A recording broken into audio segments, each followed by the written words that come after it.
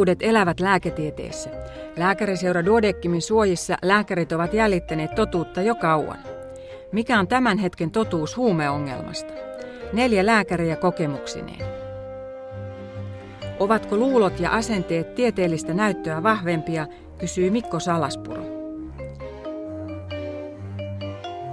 Matti Huttunen tähdentää, että huumeita kokeillutta nuorta ei tulisi jättää yksin. Jussi Huttusen mielestä Suomen huumepolitiikka on toistaiseksi ollut onnistunutta.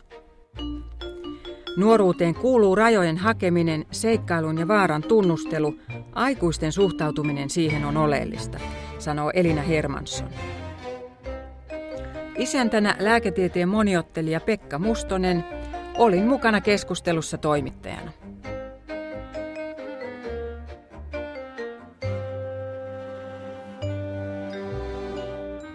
Onko meillä huumeongelmaa? Totta kai meillä on. Meillä on 10-20 000 huumeongelmaista tässä meidän joukossamme jatkuvasti. Etupäässä vielä nuori. Kuinka paljon satunnaiskäyttäjiä? Niistä ei kukaan oikeastaan tiedä sen tähden, koska ei oikeastaan niitä haluta ilmoittaa, mutta että satunnaiskäyttäjiä on sitten joku karkea arvio, että mä en osaa sanoa siihen mitään. Mikä on sitten todellinen? Joka tapauksessa 10 000 vai? Kokeilijoita, jos lähdetään, niin silloin me tullaan noihin lukuihin, jotka joskus ovat kokeilleet erilaisissa paikoissa. Niitä meitä löytyy jokaisesta yhteiskuntaluokasta ja historian mukaan niin erilaisista hienoista asemista, missä me työskennellään. Kai meillä on huumeita kokeilleita, entisiä ja nykyisiäkin ministereitä. En ole käynyt kysymässä. Meillä on siis huumeongelma, mutta kuinka laaja ja vakava se on? No vakava se on tällä hetkellä, kun aikoinaan puhuttiin, että Suomessa tämä olisi tämmöinen huumevapaa maa. Ja meillähän oli pitkään myös pyrkimys siihen, että huumeet ei koskaan tulisi meille ongelmaksi. Mutta se ei enää ole mahdollista. Me ollaan Euroopassa, huumeet kulkee vapaasti joka puolelta. Ja meillä on samanlaiset ongelmat suunnilleen kuin on muissa Skandinavian maissa, Ruotsissa, Norjassa, Tanskassa. Puhumattakaan meillä on sitten vielä tuo erityisasema tässä, että meillä on Viro tuossa vieressä ja Neuvostoliitto tai nykyinen Venäjä, josta aina on virrannut huumeita tänne. Sanoit äsken, että meillä olisi samanlainen tilanne, mutta eikö se ole niin, että siis Tanskan ja Norjan noin huumeiden käyttö on selvästi yleisempää kuin Suomessa? Me on edelleenkin säilytty siis tavallaan, käytän hassua sanaa, takamaana tässä huumeiden käytössä. Siinäkin taas mennään siihen, että mistä huumeista sitten puhutaan. Kyllä, jos katsotaan tällä hetkellä Norjan tilannetta, niin kyllä mä luulisin, että se on aika lähellä Suomen tilannetta. Niillä vaan huumeiden käyttöprofiili on erilaista. Siellä käytetään, niin kuin Tanskassakin, niin heroiinia, joka nyt sanotaan on vakavin ongelma ja eniten aiheuttaa rikollisuutta ja eniten tuhoa. Sen sijaan meillähän käytetään Subuteksia, niin kuin kaikki tiedetään. Tässä kun tehtiin tätä esityötä Pekan kanssa tähän keskusteluun, niin löytyi Duodeckim-lehdestä sellainen artikkeli. Toki siitä on jokunen vuosi, mutta siinä esitettiin tällaisia näkemyksiä, että ikään kuin tämä asenne yhteiskunnassa huumeita kohtaan, että se on pikemminkin se haaste kuin se, että kannabiksen käyttö esimerkiksi itsessään. Niin edelleen mä voin siis sitä yrittää tehdä ymmärrettäväksi. Meiltä puuttuu huumekeskustelu. Se on niin kuuma peruna poliitikoille tai kenelle tahansa jossakin asiantuntijatehtävässä työkseen toimivalle, että ei uskalleta ottaa kantaa. Eikö se tarkoittaa sitä, että meillä vallitsee kansallinen yksimielisyys tästä huumepolitiikasta, joka on hyvin tiukkaa huumepolitiikkaa ja varmaan tällä hetkellä kaikki Euroopan yksi tiukimmista huumepolitiikoista. Eikö se vaan merkitse sitä, että me hyväksytään se politiikka, joka tänne on rakennettu? No että ei ole eri tavoin ajattelijoita olemassa. Niin ei kai se tietysti ihan ole, onhan se atmosfääri sellainen, että ihan kuin asiantuntijatasolla ei ihan uskalla välttämättä olla eri mieltä, koska sitten on Ilta-Sanomien otsikoissa heti, että se jossain määrin estää semmoista keskustelua, mitä esimerkiksi Englannissa on.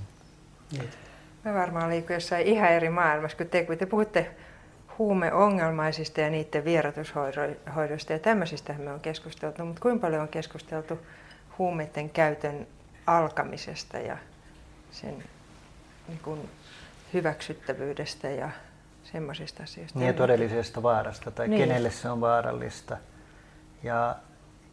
Mutta ylipäätänsä mä en ole törmännyt semmoiseen sanotaan nyt älyllisesti stimuloivaan huumekeskusteluun koskaan julkisuudessa tässä maassa? Nyt me tehdään sitä.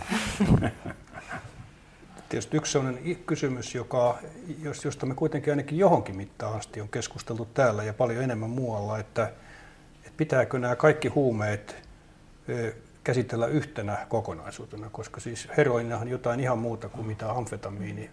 Amfetamiini on taas jotain ihan muuta kuin marihuana, ekstaasi on jotain muuta. Ja onko oikein, että me puhutaan huumeista erottamatta toisistaan näitä aineita, joiden terveysvaikutukset, riippuvuutta aiheuttavat vaikutukset on ihan erilaisia. Jos me ollaan lääkäreitä, niin silloin meidän ilman muuta pitää ne erottaa, koska silloin meillä on erilaiset diagnostiset konstit, meillä on täysin erilaiset hoidot, täysin erilaiset seuraamukset ja näinhän me joudutaan ilman muuta tekemään. Mutta kyllä minusta tämä oli hurjan tärkeä asia, tämä nuorten osuus nimenomaan tästä, että jos me katsotaan näitä huumeongelmaisia, niin joka ikiseltähän me löydetään käyttöhistoria, joka alkaa siellä 12-13-vuotiaana. Ja se on hämmästyttävän samanlainen joka ikisellä. Eikö se ole jokaisen, tai enemmän vähemmän sattumakauppaa, että mihin huumeisiin ihminen päätyy? Varmaan joku saa parempia fiboja jostain kuin toinen ja vähitellen löytää sen oman huumeensa.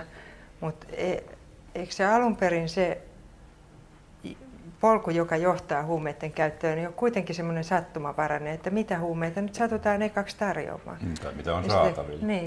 Mutta tuossa mafia voi jopa säädellä ihan tarkoituksella sitä, mitä tuodaan ja missä järjestyksessä. Mutta onko se noin? Ja nyt mä lähden kiistämään sen takia, että noin marihuanan riippuvuutta aiheuttava vaikutushan ei ole kovin voimakas. Alkoholihan aiheuttaa selkeästi vaikeamman riippuvuuden. Ja jos mennään sitten näissä riippuvuuksissa eteenpäin, niin tupakka aiheuttaa kaikkein vaikeimman riippuvuuden. Mutta eikö siinä ole suuria eroja eri huumeiden välillä, kuinka voimakkaan riippuvuuden aiheuttaa ja kuinka nopeasti myöskin? Niin, mutta sitten se liittyy vaan siihen, että silloin kun ne on ikään kuin alakulttuurin ja kiellettyjä aineita, niin sitten sä oot siellä maailmassa ja silloin se, vaikka marihuana todellakin on vähemmän riippuvuutta aiheuttamaan, niin sitten kun sä oot siellä maailmassa, niin siellä liikkuu sitten kaikkia muita aineita ja siihen kai se perustuu tämä porttiteoria, jolla tarkoitetaan, että marihuanasta sitten eteenpäin, niin tuskin se perustuu mihinkään biologiseen vaikutukseen, vaan siellä sitten tapaa kavereita, jotka tarjoaa sitä sun tätä. Eli se on kulttuurinen vaikutus. Se on kulttuurinen. Mutta eikö tämä vielä enemmän noin antaisi aihetta käsitellä näitä niin kuin erikseen sen takia, että jos lapselle ja nuorelle kerrotaan, että nämä on kaikki samanlaisia ja sitten 12-vuotias tyttö tai poika käyttää marihuanaa ja toteaa, että se on suhteellisen lievä aine eikä aiheuta sitä riippuvuutta, niin hän ajattelee, että kaikki muut huumeet on samanlaisia ja lähtee kokeilemaan näitä muita. Jollain tavalla mä ajattelisin niin, että kaikki huumeet on samanlaisia ja vielä samanlaisia kuin viina ja tupakkakin, että ne on kaikki kiellettyjä. Ja alun perin sä haluat tehdä vain jotain kiellettyä. Sä haluat olla kova jätkä tai... Mutta viina ja tupakka on aikuisten yhteisössä sallittu.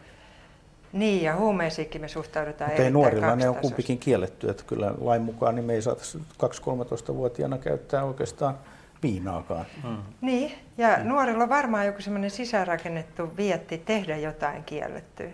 Mutta jos kiellettyä on ainoastaan huumeet, niin sitten se on melkein pakko ottaa niitä huumeita. Eli toisin sanoen se kielto on se, joka on tässä ongelma, vai niinkö? Mä kieltäisin paljon enemmänkin. Ei saa olla niin myöhään ulkona eikä saa kiroilla eikä saa sitä ja tätä tehdä. Että kieltoja, ne mukulat rikkoo joka tapauksessa, mutta jos se ainoa kielto on se, että ei saa käyttää huumeita, niin...